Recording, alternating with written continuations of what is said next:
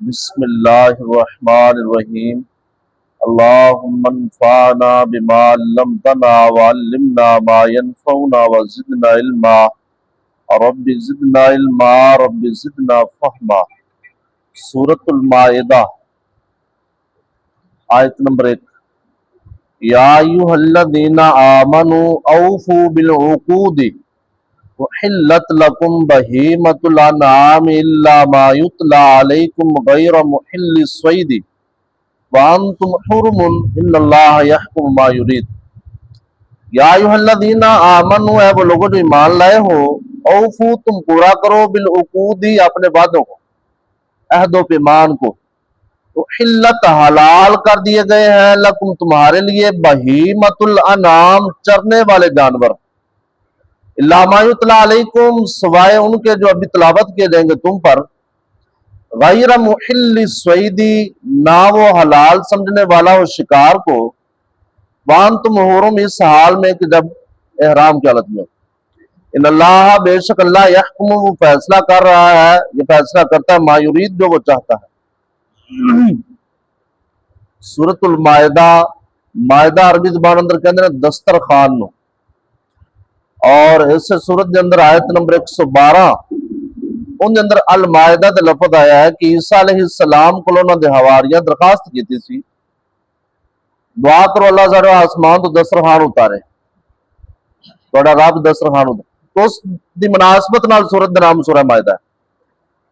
بہت زیادہ مفید اور علمی باتاں، جس طرح قرآن ہے ہی سارا مفید ہے، تو جو آیت پڑھی ان اندر 5 چیزاں بیان ہوئی ہیں، 5 چیزاں۔ نمبر 1 تو اللہ پاک نے کیا ہے کہ اپنے عہد دی، اپنے معاہدے دی، اپنے وعدے دی پابندی کرو۔ عقود عقد دی جمع، عقد عربی زبان کہندے نے گرا نو، جنوں پنجابی زبان وچ کہندے اپنے گنڈ، گرا لا کے اپنے کسی چیز نو پکا کر دئیدا ہے، ایویں ہی عقود، یعنی جدوں اسی کسی معاملے تے گل کری دی ہے تے او گل گویا کہ اسی اس معاملے نو پکا کیتا ہے۔ نمبر 2 تے کیا ہے کہ تواڈے واسطے چرنے والے جانور حلال ہے، اور نمبر 3 تے دسیا ہے کہ کہڑے جانور حرام نے۔ نمبر 4 تے بیان کیتا ہے کہ او بندہ جن نے احرام بننے ہوئے، احرام دی حالت اندر ہے او شکار نہیں کر سکتا، نہ حرم دے اندر تے نہ حرم تو باہر۔ نمبر 5 تے بات ہے کہ اگر احرام نہیں بنیا تو پھر ظاہری بات ہے بندہ حرم دے اندر نہیں، حرم تو باہر وہ اپنا شکار کر سکتا ہے۔ یا ایھا الذین، اے وہ لوگو آمنو جو ایمان لائے ہو، اوفو تم پورا کرو بالعقود اپنے وعدوں کو، اپنے عہد و پیمان کو۔ پہلے پارے اندر ایہی لفظ لیکن ہوتے انداز ہوتے اسے اوفو بال عہد آیا، عہد الفظ کہ عہد نو پورا کرو، ایتھے عقود آیا۔ احلت حلال کر دیے گئے ہیں لکم تمہارے لیے بہیمۃ الانعام چرنے والے جانور، ہر جانور چرنے والا وہ حلال ہے، ان کا گوشت کھایا جا سکتا ہے۔ ہاں جڑے حرام نے وہ ایسے ہی سورت دی آیت نمبر 2 اور 3 دے اندر آ رہے ہیں کہ چرنے والے جانور کیڑے کیڑے حرام ہو جاندے نے جنہاں دا گوشت نہیں کھانا۔ اور ایک اصول حدیث نے دسیا ہے، صحیح مسلم اندر روایت رسول اللہ صلی اللہ علیہ وسلم نے فرمایا، صالبہ خشنی رضی اللہ تعالیٰ عنہ کی روایت ہے، نہا رسول اللہ صلی اللہ علیہ وسلم ان کل ذی ناب من السباع، ہر جانور جڑا گوشت خور ہے، گوشت خور مراد جڑا دوسرے جانوراں تے حملہ کرتے انہاں دا گوشت کھا کے زندگی گزاردا آپ دی، جنوں آپ درندہ کہنے ہیں۔ تو درندے سارے حرام نے، درندے سارے حرام نے۔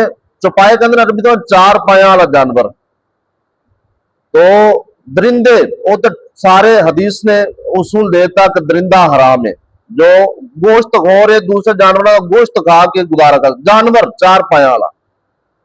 اور باقی جڑے جانور یعنی حملہ آور نہیں دے یا گوشت خور نہیں دے اور وہ حرام نے، اور کس وجہ تو حرام ہوندے نے، وہ ایسے ہی صورت آیت نمبر 2 اور 3 اندر ساری تفصیل آ رہی ہے۔ حلت حلال کر دیے گئے ہیں لکم تمہارے لیے بہیمۃ الانعام چرنے والے جانور، الا ما یتلی علیکم سوائے اس کے جو تلاوت کیا جائے گا تم پر، کیا جائے گا، یعنی اگلی آیتیں 4 ہیں۔